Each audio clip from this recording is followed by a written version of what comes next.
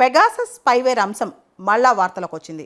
మనందరూ తెలుసు 2021లో Pegasus spyware ప్రభుత్వం వాడింది. ముఖ్యంగా పొలిటీషియన్స్, జర్నలిస్ట్, సోషల్ యాక్టివిస్టుల మీద వాడిందని చెప్పి చాలా అభియోగాలు వచ్చాయన్నమాట.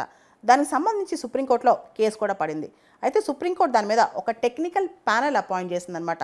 నిజంగా వాడారా, వాడితే ఎవరికి వ్యతిరేకంగా వాడారని చెప్పి. అయితే ఈరోజు సుప్రీంకోర్టు ఒక స్టేట్మెంట్ ఇచ్చింది. పెగాసస్ స్పైవేర్ ప్రభుత్వం కొనుగోలు చేయడంలో తప్పేమీ లేదు, జాతి భద్రత దృష్ట్యా ఖచ్చితంగా చేయొచ్చు, కానీ అది ఎవరిపైన వాడింది అనేది ప్రశ్న అనమాట అని చెప్పిందనమాట. టెక్నికల్ కమిటీ కూడా సుప్రీంకోర్టు ఒకటి అపాయింట్ చేసింది, టెక్నికల్ ప్యానెల్. ఆ స్పైవేర్ ఎలా వాడారు, ఎలా దాన్ని యూజ్ చేశారు, ఎవరిపైన యూజ్ చేశారు అనే దాని మీద. అయితే టెక్నికల్ ప్యానెల్ ఇచ్చిన రిపోర్ట్ని బయట పెట్టాం. ఎందుకంటే కంట్రీ సోవెనిటీ, ఇంటిగ్రిటీ మాకు చాలా ఇంపార్టెంట్, దేశం యొక్క సెక్యూరిటీ మాకు ఇంపార్టెంట్ కాబట్టి టెక్నికల్ ప్యానెల్ ఇచ్చిన రిపోర్ట్ మేము బయట పెట్టాం. కాకపోతే ఇండివిజువల్గా వాళ్ళ ఫోన్ కానీ వాళ్ళ యొక్క యాక్సెస్ కానీ పెగాసస్ స్పైవేర్కి గురైందా లేదా అనే దాన్ని మాత్రం ఇండివిజువల్గా ఇన్ఫర్మేషన్ తెలుసుకోవచ్చు అని చెప్పి సుప్రీంకోర్టు చెప్పింది. పెగాసస్ స్పైవేర్ అనేది ఇజ్రాయలీ బేస్డ్ కంపెనీ ఒకటి తయారు చేస్తుంది అనమాట.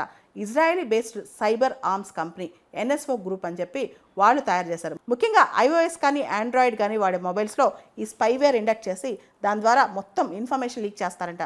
అది ఈవెన్ iMessage కానీ, వాట్సాప్ చాట్ కానీ, ఫోన్ మెసేజింగ్ కానీ, లేకపోతే కాల్ రికార్డ్ కానీ అన్నీ స్నూప్ చేయొచ్చంట ఈ పెగాసస్ స్పైవేర్ ద్వారా.